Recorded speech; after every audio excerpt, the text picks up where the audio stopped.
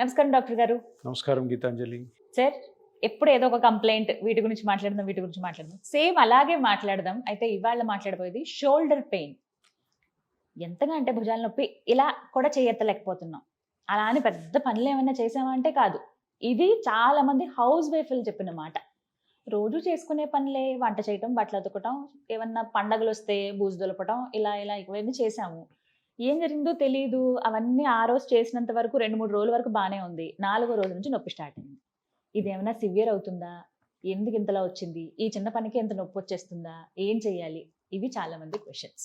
Shoulder జనరల్గా shoulder జాయింట్ని చూసినట్టయితే అన్ని బాడీలో ఉన్న జాయింట్స్ అన్నిట్లోకి ఎక్కువ మొబిలిటీ ఉన్న జాయింట్.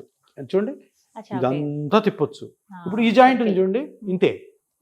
ఈ జాయింట్ లో ఇంత మూమెంట్ కంటే ఎక్కువ లేదు, కొంచెం సైడ్కి వెళ్తుంది. ఇది చూడు, ఇలా ఇలా ఇలా, ఈ పక్కకి, వెనక్కి, పైకి, ఎంత జాయింట్ ఫ్రీ మూమెంట్. ఎందుకు? చేతులతోనే కదా మనం అన్ని పనులు చేసేది. అందుకని దేవుడు దీనికి ఆల్మోస్ట్ లైక్ 180 degrees రొటేషన్ ఇచ్చాడు. 180 degrees రొటేషన్ ఉంటే అదే విధంగా ఇంజరీస్ కూడా అవుతాయి, అంతే కదా. కరెక్ట్. అసలు జాయింట్ మూమెంట్ లేకపోతే అందులో ఇంజరీ ఉండదు. అంత మూమెంట్ ఉందంటే ఇంజరీ ఉంటుంది. ఎన్ని పనులు చేస్తుంటాం. లేడీస్ గురించి అడిగారు.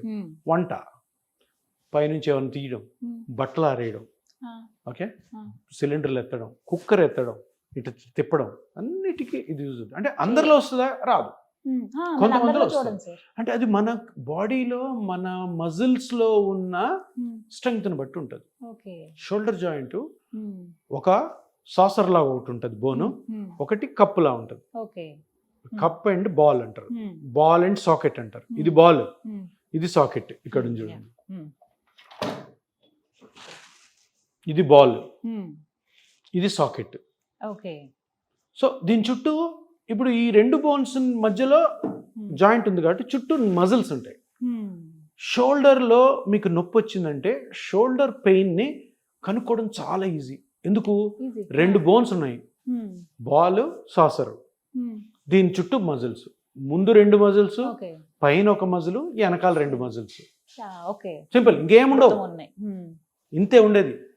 మనం ఏదో అనుకుంటే షోల్డర్లు ఏవేమో ఉంటాయి అనుకో. కామన్ మ్యాన్ అండర్స్టాండ్ చేసుకోవాలంటే 2 ఎముకలు, 4 మజిల్స్.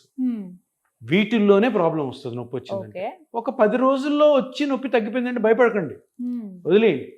10 రోజుల కంటే ఎక్కువ కానీ నొప్పి షోల్డర్లో వస్తుంది. చెయ్యి ఎత్తలేకపోతున్నారు, ఎత్తి తింటే నొప్పి. సరే, ఎత్తుతుంటే నొప్పి అని కానీ ఆ ఎత్తే పనులు చేయకుండా ఇంతవరకు పనులన్నీ చేసేసుకుంటారు. ఏమవుతుంది? లోపల ఇంజరీ పెరుగుతూ ఉంటుంది.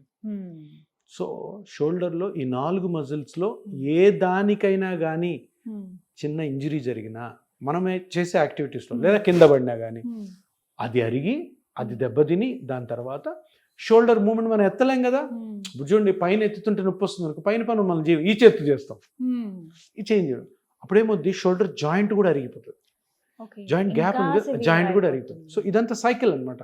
మజిల్ క్రాక్ అయింది, ఆ క్రాక్ వల్ల నొప్పి వస్తుంది, నొప్పి వల్ల మీరు మూమెంట్స్ చేయరు, మూమెంట్స్ చేయకపోవడం వల్ల షోల్డర్ లో ఆర్థరైటిస్ వచ్చి షోల్డర్ జాయింట్ ఎత్తికిపోయి ఫ్రోజన్ షోల్డర్ అంటారు.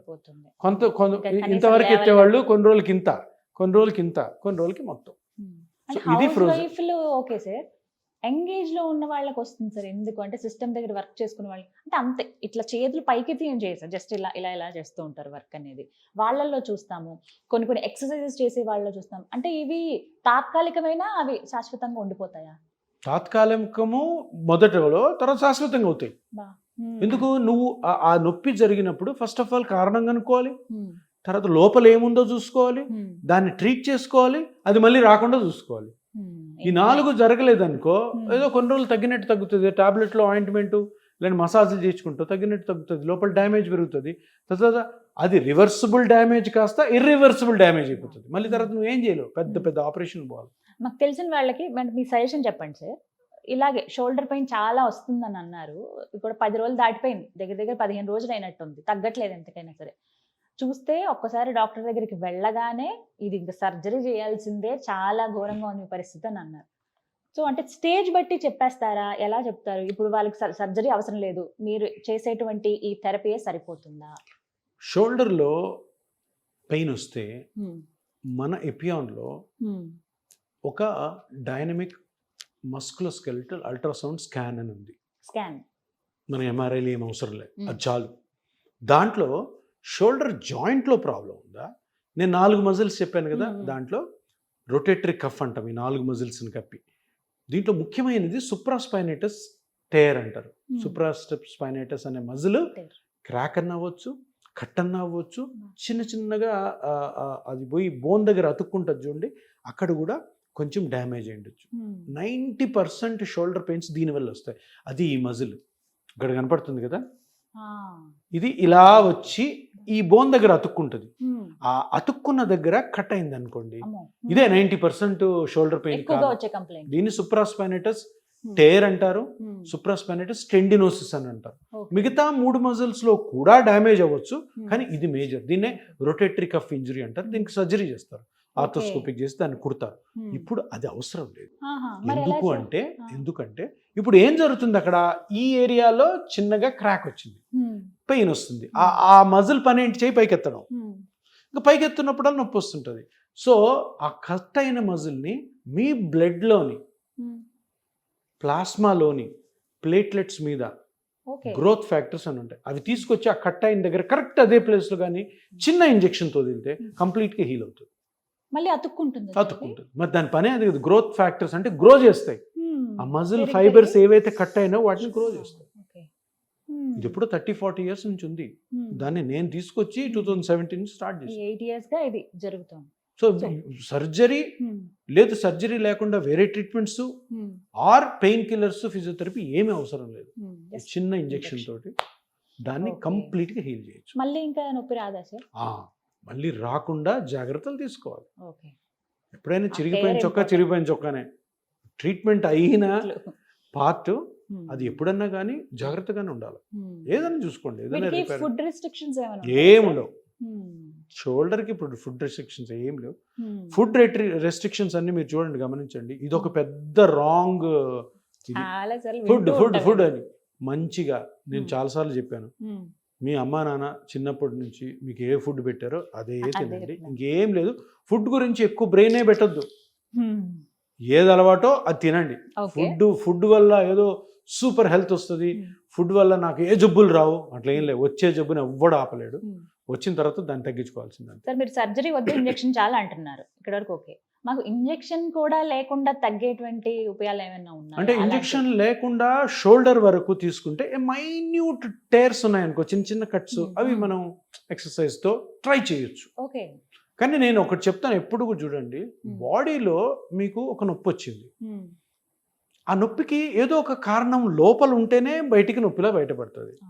అప్పుడు తప్పకుండా దాన్ని కనుక్కోవాలి. అంతేగాని అది ఏదో నొప్పి వచ్చింది, ఆ నొప్పి వెళ్ళిపోతుంది అని అనుకోకూడదు. సరే, ఒక 3-4 రోజులకో వారానికో వెళ్ళిపోయింది అనుకో, వెల్ అండ్ గుడ్, పట్టించుకోకండి. వారం కంటే ఎక్కువ కానీ అది నొప్పి వస్తుంటే తప్పకుండా కనుక్కోవాలి. అంటే మనమేమనుకుంటాము, ఈ వారంలో ఇన్ కేస్ అది ఆటోమేటిక్గా పోయింది అంటే మీరు అన్నట్టు ఏం అవసరం లేదు, తర్వాత కూడా వస్తుందంటే తప్పకుండా దానికి అంటే ఆ షోల్డర్లో ఏ పార్ట్ అయితే డ్యామేజ్ అయిందో ఆ డ్యామేజ్ని తప్పకుండా ఏదో ఒక చిన్న పద్ధతితోనే బయటపడాలి. ఆపరేషన్ వరకు వెళ్ళాల్సిన అవసరం లేదు. కానీ మేము కొన్ని సొంత వైద్యాలు చేసుకుంటాం సార్, కాపడం పెట్టడం, ఇవన్నీ పెట్టుకోవచ్చు నొప్పి తగ్గడానికి. కానీ లోపల జరుగుతున్న డ్యామేజ్ తగ్గించడానికి కాదు, నొప్పి తగ్గడానికి మాత్రమే. అది మీకు ఉపశమనం, రిలీఫ్ అంటాం చూడు, ఆ రిలీఫ్ కోసం చేసుకోవచ్చు. కానీ నీకు లోపల డ్యామేజ్ లేదే నీకు నొప్పి బయటికి రాదు. నొప్పి బయటికి వచ్చిన తర్వాత, లోపల డ్యామేజ్ ఉన్న తర్వాత, లోపల దాన్ని లోపల ట్రీట్ చేయకపోతే అది పెద్దగా అవుతుంది. కొన్ని ఎక్సర్సైజులు చేసి అలా కూడా షోల్డర్ ఇక్కడ ఇది చాలా ఇంపార్టెంట్. ఇప్పుడు ఏమవుతుంది, చిన్న నొప్పి స్టార్ట్ అవుతుంది, చిన్న టేర్ ఉంటుంది, exercise చేయంటారు.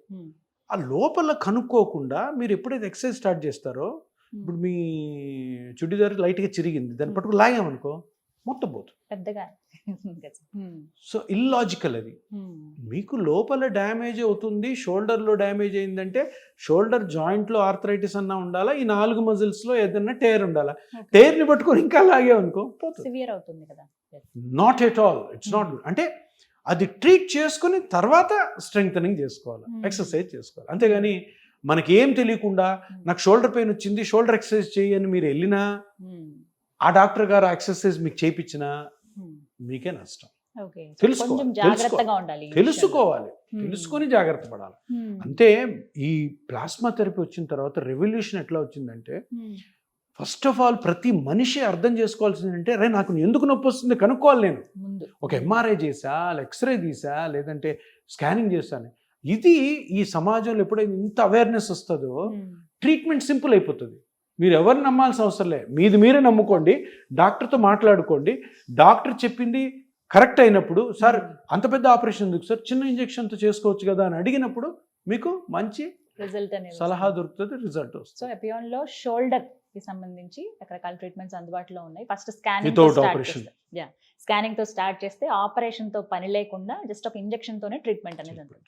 Thank you so much sir. నమస్కారం. సో విన్నారు కదా, షోల్డర్ పెయిన్ తో బాధపడుతున్న వాళ్ళకి ఎపియాన్ పెయిన్ మేనేజ్మెంట్ సెంటర్ లో ది బెస్ట్ ట్రీట్మెంట్ అందుబాటులో ఉందండి. వెల్ ఎక్స్పీరియన్స్ డాక్టర్స్ ఉన్నారు, అలాగే పెద్ద పెద్ద ఎక్విప్మెంట్ అంటే అప్డేటెడ్ ఎక్విప్మెంట్ ఇక్కడ అందుబాటులో ఉన్నాయి. సో ఎవరికైతే అవసరం అనుకుంటున్నారో మీరు ఒక్కసారి రండి, డాక్టర్ గారు అపాయింట్మెంట్ తీసుకోండి. ముందుగా నెంబర్ కూడా నేను ప్రొవైడ్ చేస్తాను, కాల్ చేసి మీరు వస్తే కనుక సో డాక్టర్ గారితో మాట్లాడితే ప్రాబ్లం ఏంటనేది ఫస్ట్ తెలుస్తుంది, దాని ద్వారా సొల్యూషన్ కూడా మీకు అందుతుంది. ఇది వాళ్ళ వీడియో. నమస్తే.